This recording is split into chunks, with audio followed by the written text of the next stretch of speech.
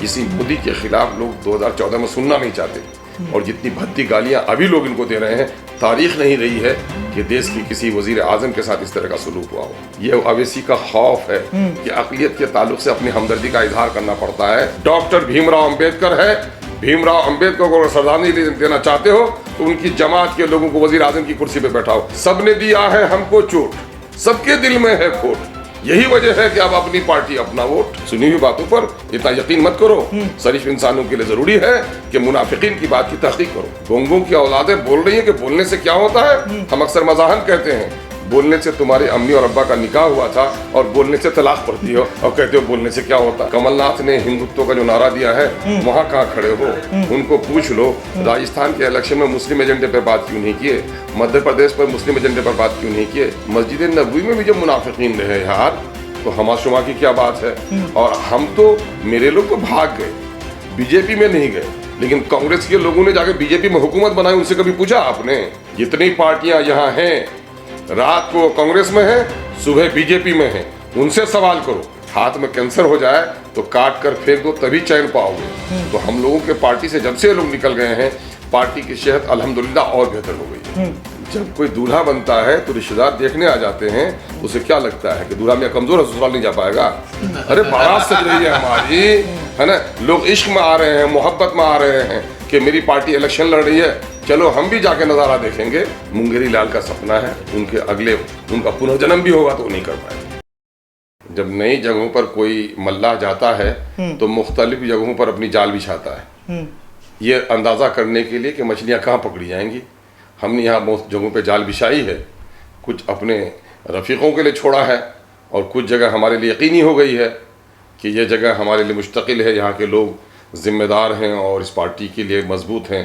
तो चूँकि हम कौमी सियासत भी करते हैं और यहाँ मुकामी सियासत भी करते हैं और तेलंगाना में एक साल हुकूमत बने उसकी हिकमत अमली पर भी ख्याल रखते हैं, इसलिए हम सिर्फ लड़ने के नाम पर नहीं लड़ते हैं, बल्कि नई जगहों पर जब एक आदमी शहर में नौवारिद कहीं जाता है, 4 होटलों में दौड़ता है, लेकिन जब वहाँ रह लेता है कुछ दिन तो अपने मन का होटल इंतखाब कर लेता है। अभी जहाँ भी हम नई रियासतों में जाएंगे, हम उन रियासतों में ज़्यादा सीटों पर लड़ेंगे।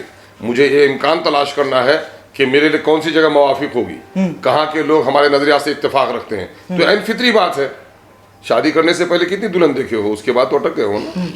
लेकिन लोग आप पर क्यों भरोसा करें? क्योंकि आपके विधायक वोट ले लेते हैं, चले जाते हैं, यहाँ कैसे भरोसा करें? अरे अब अपनी जिंदगी पे क्या भरोसा है? यहाँ आए हो, लौट के घर भी जाओगे। मामला ये है कि मुनाफिकीन की जमात सबसे महबूब तरीन जमात अल्लाह के सामने में है नबी मुकर्रम की जमात। मस्जिद नबवी में भी जब मुनाफिकीन रहे यार तो हमाशुमा की क्या बात है। और हम तो मेरे लोग तो भाग गए, बीजेपी में नहीं गए, लेकिन कांग्रेस के लोगों ने जाके बीजेपी में हुकूमत बनाई। उनसे कभी पूछा आपने?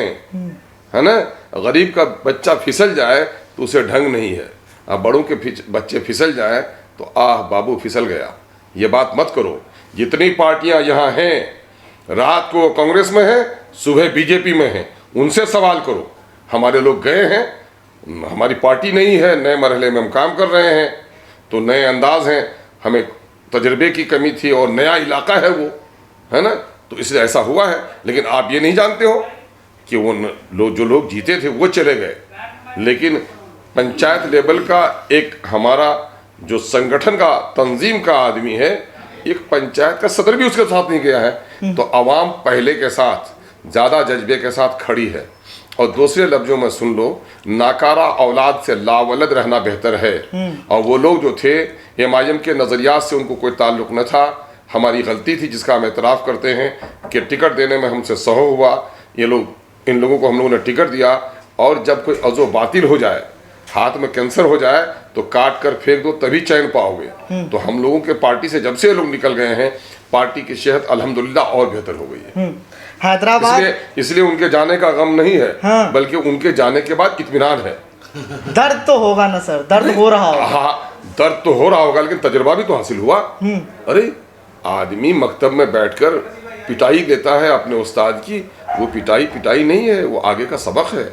इन लोगों ने जो धोखा दिया है, हमें आगे के लिए सबक मिला कि हर ऐरे गैरे पर एतमाद नहीं करना चाहिए, छान फटक कर आगे की मंजिल का काम शुरू करें। अभी वहाँ पार्टी की जिंदगी कैसी के दिन की हुई है, अब तो मकतब का आगाज हुआ है यार। आगे देखो, मैं समझता हूँ कि हैदराबाद के बाद सबसे मजबूत किला अगर MIM का कहीं खड़ा होगा तो सीमांचल में खड़ा होगा और बिहार में खड़ा होगा। लोग कह रहे हैं कि हैदराबाद ओवैसी साहब का गढ़ है, लेकिन बाहर से लोगों को कैंपेनिंग करनी पड़ रही है। जैसे आप आए बिहार से, बाहर से कैंपेनिंग नहीं करनी पड़ रही है। हाँ। हम लोग कैंपेनिंग करने के लिए नहीं आए हैं, है ना? वोट मांगने तो आए हैं ना। सुनो यार, जब कोई दूल्हा बनता है तो रिश्तेदार देखने आ जाते हैं, तो उसे क्या लगता है कि दूल्हा मियां कमजोर है, ससुराल नहीं जा पाएगा? अरे बारात सज रही है हमारी, है ना? लोग इश्क में आ रहे हैं, मोहब्बत में आ रहे हैं कि मेरी पार्टी इलेक्शन लड़ रही है, चलो हम भी जाके नजारा देखेंगे। तो ये तो दूसरों को नसीब भी है क्या? कोई पूछने वाला भी है क्या? और लोगों को किराए पे लाना पड़ता है, लोग आने के लिए तैयार नहीं होते हैं। ये तो मोहब्बत है MIM की कि परवाने की तरह लोग दौड़ कर आते हैं। इसी से मेरा अगला सवाल, योगी आदित्यनाथ कल आए थे, उन्होंने कहा कि हैदराबाद को भागनगर कर देंगे। और जुमलेबाजों के बारे में क्या तस्करा यार, क्यों उनको चर्चे में लाते हो? गोदी में मीडिया के हिस्से में रखो उन लोगों की बात करना। आप लोग तो अच्छे मीडिया वाले हो, क्यों ऐसा तस्करा करते हो? अमित शाह कह रहे हैं हमारी सरकार बनती है तो मुस्लिम आरक्षण को खत्म करेंगे तेलंगाना में। ये मुंगेरी लाल का सपना है, उनका पुनर्जन्म भी होगा तो वो नहीं कर पाएंगे। ऐसा क्यों लग रहा है आपको? क्योंकि अमित शाह तो बहुत बड़े दिग्गज नेता है, फिर भी दिग्गज नेता है। हाँ। और दिग्गज नेता के कितने जुमले खराब हुए। 56 इंच वालों का सीना चाइना के सामने सिकुड़ कर 36 इंच हो गया, आपने नहीं देखा? जुमलेबाजों की यह सरकार 15 लाख देने का वादा की और 15 पैसे भी नहीं भिजवा पाई। गैस की कीमत बढ़ाकर, पेट्रोलियम की कीमत बढ़ाकर गोया पूरे आवाम के रगों से खून निकाल ली है। बेरोजगार बढ़ी है, रुपये की कीमत घटी है, कल कारखानों की पैदावार मुतासिर हुई है। और ये सिर्फ पैसे की बुनियाद पर गलत प्रचार करके अपनी हुकूमत में, देखो एक ज़माना था कि रसा में कार्ल मार्क्स को और लेनिन की पूजा करते थे लोग, लेकिन एक वक्त आया कि उनकी कब्र की हड्डियों को निकाल कर फेंके। ये मजहबी जुनून बहुत दिनों तक नहीं है। ये मजहबी जुनून की सियासत अब गर्क हुआ चाहती है। इसी मोदी के खिलाफ लोग 2014 में सुनना नहीं चाहते, और जितनी भद्दी गालियां अभी लोग इनको दे रहे हैं, तारीख नहीं रही है कि देश की किसी वजीर आजम के साथ इस तरह का सलूक हुआ हो। आने वाले दो हिंदू मुस्लिम सब लोग समझ रहे हैं कि ये मजहबी जुनून की वो कर रहे हैं। सबका साथ सबका विकास का नारा था, लेकिन सबका शोषण और कुछ लोगों का विकास इसने किया है, इसलिए इनकी बात बहुत दिनों तक नहीं चलेगी। इससे घबराने की जरूरत नहीं। राहुल गांधी कह रहे हैं कि तेलंगाना में जब प्रचार प्रसार करते हैं वो कह रहे हैं कि MIM का मतलब बीजेपी, बीजेपी का मतलब MIM। बाबरी मस्जिद के टूटने का लोगों को गम है। यकीनन है कि बाबरी मस्जिद के तोड़ने वालों को हमारी नस्लें माफ़ नहीं करेंगी, लेकिन बाबरी मस्जिद को तोड़वाने के लिए जिसकी पार्टी ने तालाबंदी की हो, मूर्ति बैठाई हो, उनको तो पूछो। उनको जरा पूछ लो ना कि मध्य प्रदेश कमलनाथ ने हिंदुत्व का जो नारा दिया है वहाँ कहाँ खड़े हो? उनको पूछ लो। राजस्थान के इलेक्शन में मुस्लिम एजेंडे पर बात क्यों नहीं किए? मध्य प्रदेश पर मुस्लिम एजेंडे पर बात क्यों नहीं किए?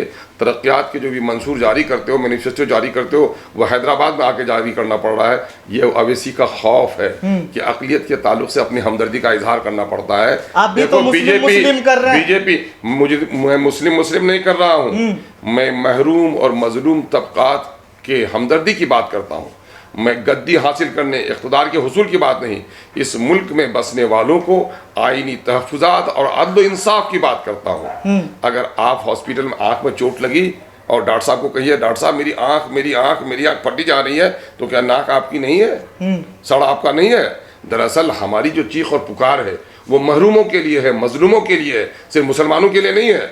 महरूम तबकात सिर्फ मुसलमानों में नहीं है, पूरी तारीख शाहिद है। अरे ये जुमला किसी को कहने की जुर्रत हुई कि गांधी से भी बड़ा लीडर डॉक्टर भीमराव अंबेडकर है। भीमराव अंबेडकर को अगर श्रद्धांजलि देना चाहते हो तो उनकी जमात के लोगों को वजीर आजम की कुर्सी पे बैठाओ। आपको मुस्लिम नजर आता है वहां पर? इतनी हक बात जो नस्लों ने नहीं सुनी होगी, है ना? तो उतनी बात मेरा लीडर करता है और उस पर ये कहते हो कि मुस्लिम करते हैं। हर मंच से तो यही कहा जाता है ना। हर मंच से क्या कहा जाता है? मुस्लिमों की आवाज उठानी चाहिए, मुत्तहिद हो जाओ। ये सब मैं कह रहा हूं कि सबने दिया है हमको चोट, सबके दिल में है खोट। यही वजह है कि अब अपनी पार्टी अपना वोट, है ना? किसने हमारे साथ इंसाफ किया? सबने हमारे साथ इस्तेहसाल किया। 56 सालों तक कांग्रेस जो हमारी बदौलत इख्तिदार पे रही, उसने क्या किया? यकीनन गुजरात के दंगाइयों को मेरी नस्लें कभी माफ नहीं कर सकती, लेकिन याद होगा कि उससे पहले आसाम के नीली में किसने काटा, उससे पहले रेशमी शहर भागलपुर को किसने बर्बाद किया, उससे पहले 1987 में किसी हिंदू भाई ने नहीं, किसी गैर मुस्लिम ने नहीं, बल्कि पीएससी के नौजवानों ने, वहां की यूपी की पुलिस ने मुस्लिम नौजवानों को हंडर नदी के किनारे खड़े करके उसके सीने पे गोली चलवाई। वीर बहादुर सिंह उस वक्त वजीर आला था वहां का, कांग्रेस के लोग नहीं थे। आतिफ और साजिद, हमारे मासूम का खून किसके जमाने में हुआ, हम फरामोश कर जाएंगे? भेमंडी को किसने जलाया? बेकसूर नौजवानों को टाटा कहते हैं किसने वो किया? अभी अभी बताओ, राजस्थान में 2008 की बमबारी में हमारे कुछ नौजवानों को उठाया गया और उसको नीचे की अदालत ने फांसी की सजा सुनाई और अदालत आलिया ने उसको बेकसूर करार दिया। कांग्रेस को शर्म नहीं कि जिन अकलियतों की बात करती है, कांग्रेस ने जाकर उसके खिलाफ जाकर इस्तगासा पेश किया सुप्रीम कोर्ट में कि नहीं, इस मुस्लिम नौजवान को फांसी होनी चाहिए। वो हमारे हमदर्द बन जाएंगे। कहाँ की बात कर रहे हो? सुनी हुई बातों पर इतना यकीन मत करो। शरीफ इंसानों के लिए जरूरी है कि मुनाफिकीन की बात की तहकीक करो। लोग कैसे लेकिन यकीन करेंगे कि ओवैसी साहब अगर आते हैं तो ये सब चीजें दूर होगी? अरे भाई, सवाल ये पैदा होता है कि ओवैसी साहब के कारनामे देख तो लो। मैं कह रहा हूं कि पूरे देश में मॉब लिंचिंग्स हुई, एनआरसी का मामला आया, ये शाहीन बाग के जो देखे हर जगह आगाज कहां से हुआ? अगर हमारे लीडर ने जुर्रत न की होती तो लोग ये हिम्मत भी नहीं करते। तलाक बिल की पेशी हुई, आवाज किसने उठाई? कुछ गोंगे हैं जो कहते हैं ओवैसी बोलते हैं तो क्या होता है। मैं उनको कहता हूं कि ओवैसी के बोलने से क्या होता है? मोहसिन इंसानियत ने ये हुक्म दिया है कि जब बुराई को तुम देखो तो ताकत के साथ रोको, और अगर ये ताकत तुमको नसीब न हो तो आवाज से टोको, और ये भी न हो तुम लकवे के बिस्तर में हो, खौफ में हो, घेरे में हो, नरगे में हो, तो दिल से बुरा समझो। ये ईमान का ज़ईफ़ तरीन हिस्सा है। अपने ईमान के सुतून को जो शख्स खड़ा कर रहा है, गोंगों की औलादें बोल रही हैं कि बोलने से क्या होता है। हम अक्सर मजाहन कहते हैं, बोलने से तुम्हारे अम्मी और अब्बा का निकाह हुआ था और बोलने से तलाक पड़ती हो, और कहते हो बोलने से क्या होता है। आखिरी सवाल, कितनी सीटें जीत रहे हैं यहाँ से? मैंने कहा 7 कहकशा थे, अब 9 रतन होंगे। 9 सीटें जीत रहे हैं? उम्मीद है। नहीं जीते सर, वादा रहा, हम दोबारा आपसे बात करेंगे। यकीनन है कि उम्मीदों पर दुनिया कायम है। हम अपनी कोशिश कर रहे हैं, गैब की खबर ऊपर वाले को है, लेकिन हम जो जाहिर देख रहे हैं, है ना, हम जो जाहिर देख रहे हैं, फतवा जाहिर पर ही होता, मुफ्तियों से जाकर पूछ लो।